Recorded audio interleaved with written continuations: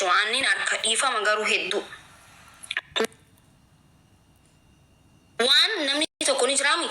Osoo ta'ee maaliif jetteettee osoo hin ta'in akkasiin jedhamu ustaaz na gorsu isinirra jiraata. Kun karaa sirriiti miti akkas jechuu qabda akkas jechuu qabda naan jechuu qabda malee akka waan shari'aa faalleessee shari'aa san jechuun shari'aatti wanni jeetti na godhu jirta amma gaaffii na gaafattu jechuu. An garuu shari'aa faalleessuudhaaf miti. An shari'aa teenya wanta nu ajajan hundaafuu wanta jedhamne hundattuu kabajan qaba. Garuu I don't know beene haa ta'u. Dogongora irratti viidiyoo hojjechuun dongoradha wanti kun sirrii miti jedhanii akkasitti viidiyoo hojjechuun akka sirrii osoo hin ta'in akkin ani itti dura viidiyoo dura fixuu qabda waan xiqqoo namni poost godhe osoo hin ta'in gisee hedduu na dhaggeeffadha waanuma roongii qabdaniituma hojjettan dura maaliif haasa'uu dudda eegaltee maal dubbachuu turtee jechuun isinirra jiraata waan xiqqoo takka irra qabdanii waan deemuu isinirra jiraata. Viidiyoo citee baheen argee viidiyoo sun muluusa haadha akkasii jedhe na dhaggeeffatu maaki.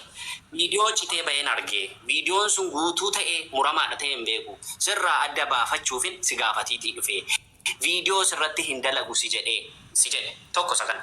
Isa lammataa immoo ati yeroo hundaa amma kana ajandaa maaliif goona amma as biratti ajandaa ta'uu jira amma dubbiin kun bara ajandaa ta'uu hin barbaachisu bara ani akin amma jee akidhaan shari'aan anaafis siifis wal qixa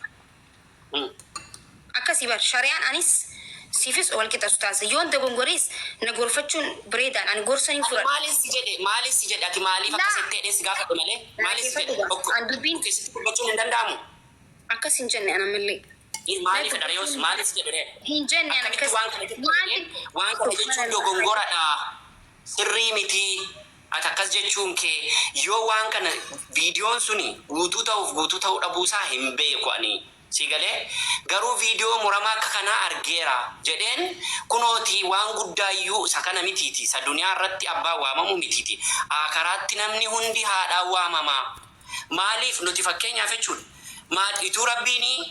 ituu rabbiin duniyaa irratti haadhaan dubartoota waamsisee akaraatti immoo dhiirota waamsise jedhuun dhorkaadha akka shari'aa islaamaatti inni kun dhorkaadha akka ituu akkas ta'ee jechuuni. Si jechuufis itti dubbadhe malee ani waan biraaf sitti hin dubbadhe. Shari'aa faalli anamma bar shari'aa keessa hin seenu just sila akkas ta'e jettan just faamilii waliin haasee garuu akka waan shari'aa faallessee yoo ta'ellee akkana bika kanatti akkana dhorkaadha akkana jechuuni jettanii naa himuu malee faalleessuu maal jettanii miti jechuun ajandaa godhuun hin barbaachisu ajandaa godhu jira nama ajandaa. Faalleessuudha seedheeraan ela wanti kuni ela ani maalis jedhe maakii beektaa dhaggeeffatu sitti himaa ani tokkoffaa ela abdii guddaan sittime waan abdii guddaa namni isa jireenya arraa gammachuu arraa moo isa jagandaa karaa caalaas jedhee siif ibsan siif ibse fakkeenyaaf ituun of ajjeese na eegaa gisee ustaaz waan kabajuuf na eegaa walitti deebina fixadhu maaki isa sana rakkoon qabu warra komentiin ilaalin maaki haadha dhaggeeffadhu ani ilma namaa kamiifuu kabajaan qabu wallahi baay'ee nama kabaja sigalee nama tuqus miti nama arrabsus mitani dhageesse ituun of ajjeese jechuun siif hin eeyyamama fakkeenya tokko siif haa kaasu isa akka islaamummaatti siif hin eeyyamama ituun of ajjeese ituu dabar siif hin eeyyamama otoon of ajjeese yoon jeemaan rakkoo qabare hayyamuu baatus jee dhorkaadha hin danda'amu ni jannagaa dhorkaa ta'us naan amma ofuun inta dhorka shari'aan islaamaa maaliifi akka of ajjeestuuf miti sababaansa namni lubbuusaa of alaake fajzaa'uhu jahannam jedhaka rabbitu hin danda'amu waan akkasii sigalee waan khayrii itu akkas ta'e itu akkas naa ta'e jedhama malee waan khayrii hawwama malee itu akkas ta'e jedhame waan khayrii hawwama malee sigalee anamma fakkeenya amma silaan hin taatu jechuu anammas biratti silaa amma ani kan je silaa bar wanti hundinuu dhiiraanii garuu jannata seenaa bar akkasii jeetin dubbadhe waan gaariiman dubbadhe garuu silaa ilmuun baatisa galguutuu baadhanne maqaa keenya yaamamtee nuti tola ture silaa bar akkas ture bar jeetin akkuma nama kooflatti bira dabare waan xiqqoo takka bira dabare okay silaan taatu jechuu amma gaafi sila no namni tokko silaa jechuun silaanji ammas shari'aa faallessii akkamitti akkamitti shari'aan teenya akkanatti keessi akkamitti jee mormee baxaabbaxee shari'aa faallesseeti miti silaa jeetiin dubbadhe okay silaa jechuun kiyya badiidha Galatoom gaafi bareedduu na gaafata. Mormuun dandeessa. Namni mirga kee amma kanaa dhiibu hin jiru. Si galaara. Abbaan barbaade mormuun danda'a. Ela kanas dunnatti gara biraatti hin fudhatiin. Mormuun dandeessa. Waan takka wanti nama galchuu hin jiru. Yooti mormiti. Garuu maaliifidhaan akka anis itti dubbataa jiru. Garuu shari'aa keessa seeneeti miti an seenee faalleessu barbaadin gaaffiidha beeyte just. Faalleessu barbaadde miti. Namni ituu fakkeenyaaf wallaalaan haariitiin qoosaatiin namni ituu hin beekiin maakii diinii keessaa ba'a. Waa tokko siifaa kaasu fakkeenya gabaabduu tokko. Guyyaa tokko sahaabotuma Nabii Muhammad keessaa warri kaan boodatti afanii Quraana keessatti dubbate Rabbii waan kanaa jechuudha. Warri kaan sahaabonni boodatti afan. Sigalee dura jiru warri kaan immoo boodatti afanii jiru. Warri boodatti afanii jiran sun maal jedhanii wanti akka sahaabaa Nabii Muhammad kana dabeessi jira. Hin jiru bar isaan dabeessadhaa jedhan. Isaan dabeessota daangaa darboo goota miti isaanii jedhanii qalladaa deemu qoosaadha bar wantichi. Maaliif immoo qoosonnaan karaatti itti fagaatennaan karaa kana dheereffachuuf jedhanii. Rabbiin immoo maal jedhe warroonni amma jecha kana jettan hundi keessan jecha sin kafarsiisudha. Sababaansaa ashiddaa'u alal kuffaari ruhamaa'u jedha Rabbiin. Isaan warra jajjabaatoo warra goota aduwwii irratti warra humna qabu warra jabeenya qabudha jedhee Rabbiin isaan dubbata. Maaliif ennaan dura dubbattanii dabarsitanii deebitan waan ta'eef waa takka toobaan isiniif hin jiru jedhe. Qoosaafidha kan isaan akkas jedhan. Qoosaaf amma fakkeenyaa fi qoosaaf haa jennu. Fakkeenya akkuma qoosaatti miidiyaa kanarratti hin qoofama namni islaamaa waan garaagaraa jedhaa oolu.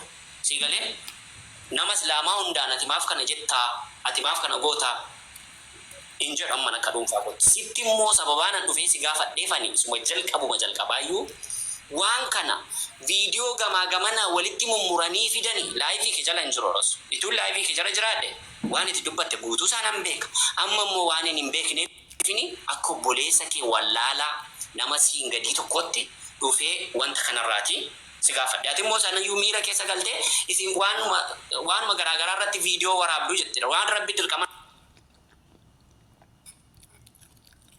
kanarra kaa'eef waraaba malee ani waa takka waan sooshaal miidiyaa kanarraa argadhu hin qabu waan irraa fayyadamus hin qabu faayidaa sirraas hin barbaadu. Namni sooshaal miidiyaa kanarraa argatu yoo baay'ate argannaa irraa argatu arraba namaadha. Argannaan asirraa argamu waan sanaan ala argannaan argama jedhee yaaduun hin jiru akka dhuunfaa kotti. Yeroon gara dubbii kotti as deebu maakii ituu fakkeenyaa fi salaata Rabbiin dhiirarratti masjidatti dirqama godhe dhiirarratti masjidatti salaata dirqama godhe dubartii irratti ituu dirqama godheera ta'e jedhee yaaduu hin danda'u. Dubartii irratti manatti godhe malee diidatti dirqama irratti hin goone. Tokko dhiiraan hojjettee fiduu dirqama irratti godhe dubartiin immoo mana keessa jiraachuu dirqama godhe Rabbiin. Ituu dubartoota irratti illee waan kana dirqama godheera ta'e jedhee kana yaaduu hin danda'u. Maaliif ennaan Rabbiin caalaa namni anaafis siifis beeku hin jiru. Rabbi hunda keenyaaf caalaa beekaadha. Rabbi caalaa kan namatti aanu jiru. Rabbi dubartummaatu siif malaayyuu haadha manummaatu siif malaayyuu si galee anaan dhiirummaati naaf malaayyuu dhiira ta'uuti naaf malaayyuu ba'aa gurguddaa siti baata jedhee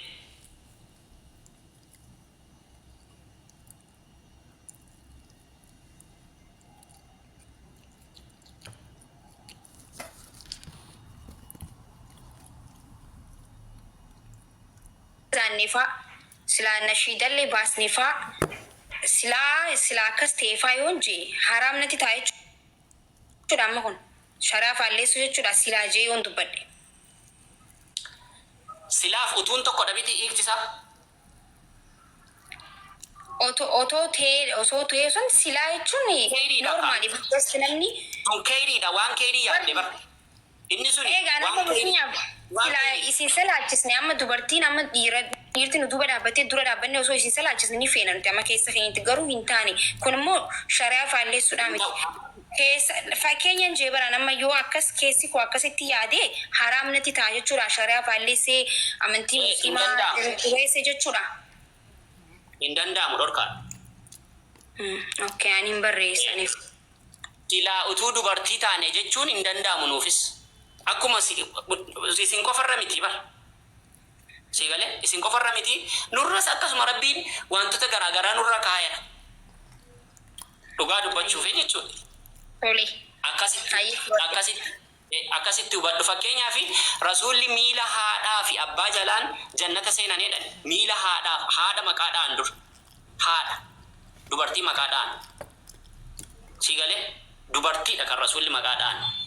Namoonni biraa viidiyoo sana waraabanii namoonni amantii islaamaa hin qabne namoonni islaamummaa xiqqeessan waan hin taane irraa baratu jechuufidha malee ati immoo natti qalbii hin cabiin akkati natti qalbii cabduuf miti ani kan wanta kana dubbadhe. Maakii. Ay qalbii nam tokko waan hin beekne wal barsiisuun ani kana ni fudhadhaa. Galatoome ani immoo yeroo baay'ee iyyuu maakii dhaggeeffadhatamma fakkeenyaaf waanuma xiqqaa irrattis waan dogongora irratti viidiyoo nama irratti waraabda rasuulli sallallahu alaihi wasallam maal jedhan beekta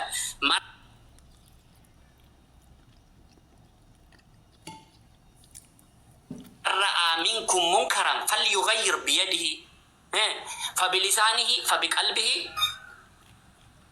jedhan namni badii tokko arge yoo danda'e humna isaatiin badii sanaa balleessu jedhan yoo dadhabe immoo arraba isaatiin jedhan yoo kana dadhabe qalbii isaatiin haa jibbu qalbiin jibbuun imaanarraati ishee gadi haantu ishee dadhabduudha jedhan. Ayyeessa kana biran dabarra maakiin yoomi guyyaan maakiin amma wanni nu wettu amma eegaa jirra nuti. Ay rakkoon hin jiru wallaahi ani amma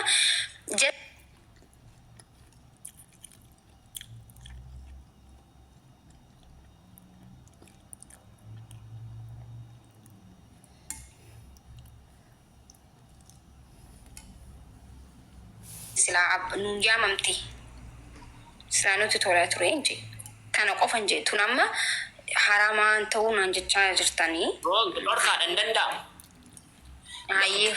Bira jirta anamiti bira jirta baabaa Sheek Riyaad Faatiin Ahmad darasaatii ani darasaallee miti mucaa wallaalaa tiiktookii irratti beekumsa malee beekamtii argate suni wanti itti goote sun dogongora na jedheeti akkamii sirriidha moo sirrii miti jedhi gaafadhu rakkoo tokko hin qabu yoon waan hin dubbadhe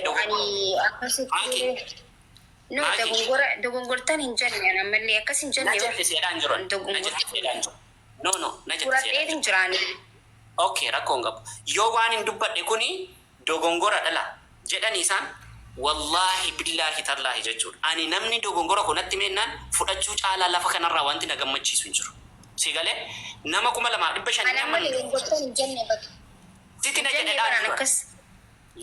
sitina jedhe jedhaan jiru na hubadhu maakii yoo fakkeenyaaf isaan kamma isa maakiin jette sun oomaa rakkoo hin qabu jedhani ani dogongoreera gaafa sana sigale wanti sitti dubbadhe dogongora ta'a gaafa sana yoo barbaadde viidiyoo jedheen dhiifuma gaafadha yookaan immoo manuma keetti dhufee ilaasan gaafa akkasii anatu dogongoree yaada koo hin qabatiina jedheen dubbadhan rakkoo tokkitti hin qabu maaliif jennaan namni dogongora isaa ofirraa argu nama namummaa qabudha ani isa kana naman akka kotti waa'ee kana jedheen darba obboleetti kiyya maaki yoomidha ciini kee